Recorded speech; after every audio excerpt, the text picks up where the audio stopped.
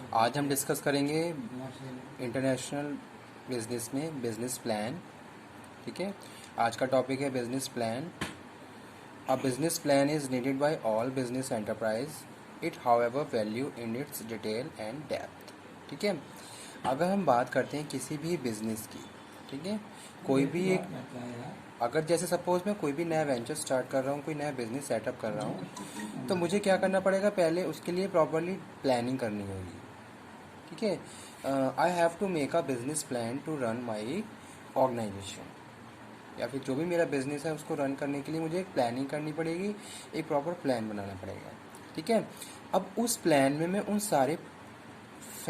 सारे पॉइंट्स को कंसीडर करूँगा जो कि मुझे आने वाले टाइम में कंप्लीट करने हैं।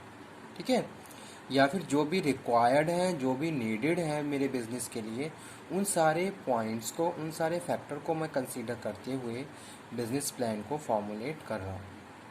तो वही चीज़ आज इस लेक्चर में हम डिस्कस कर रहे हैं बिजनेस प्लान के बारे में। A business plan is needed by all business enterprise. It, however, vary in detail and depth. Means to say, in detail, in depth, you have to consider all the factors which are related to your business plan. ठीक है, जैसे suppose हम बात करते हैं financial resources की। अब आप खुद कितना फाइनेंशियल हेल्दी हो, अपने बिजनेस को रन करने के लिए कितना आपके पास फंड अवेलेबल है, पहली चीज़ ये।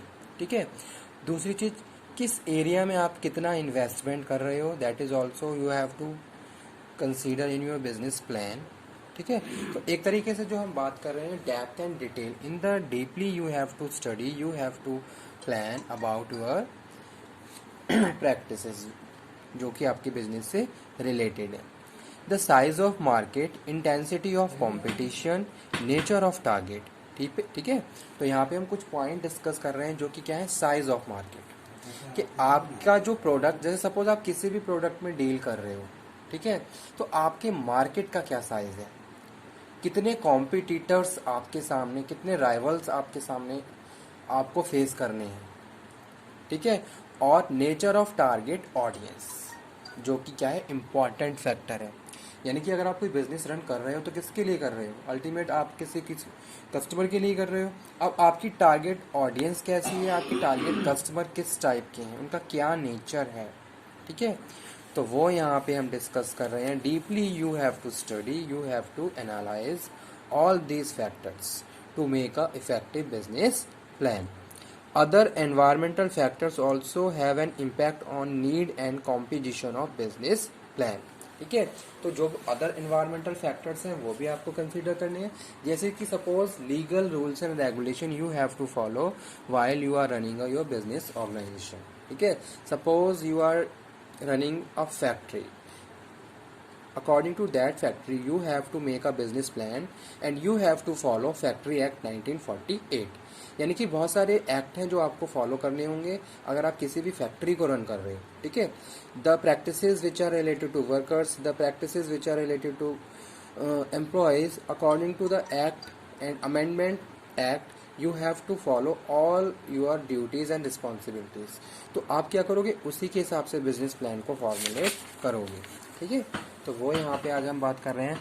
जैसे कि अब आगे लिखा हुआ है नीड ऑफ बिजनेस प्लान, क्या जरूरत है बिजनेस प्लान की। It lay down the road map of progress, ये आपको एक रोड मैप की तरह काम करता है आपके लिए। ठीक है, कि किस डायरेक्शन में कब किस तरीके से मूव करना है। अगर आपने अपने बिजनेस प्लान प्रॉपरली रेडी कर लिया है तो इजीली आप क्या करते हो, मूव करते रहते हो और फाइनली जो भी आपकी डिज़ायर पोजीशन है आप उसको अचीव कर लेते हो।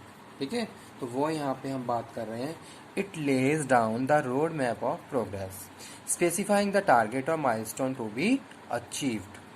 ठीक है, by listing the target it helps the enterprise to identify and commit resource for achievement the same।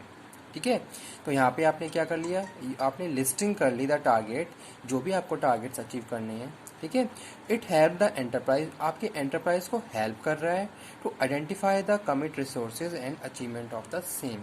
How you can achieve your objectives, which resource are available, how can you use that resources, all the things which are related to your business plan you have to consider, ठीक है।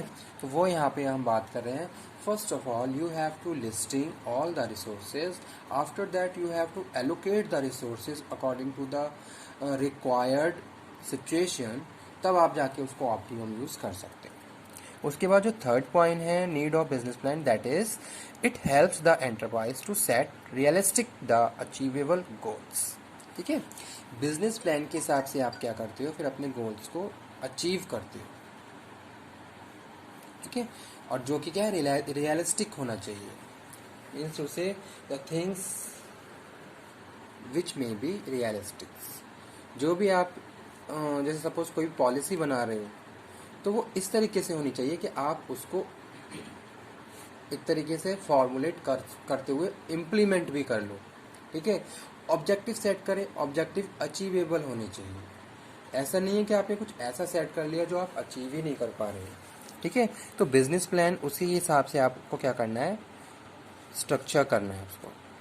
The entrepreneur is able to foresee only bottleneck that may arise in the implementation of his plan, ठीक है।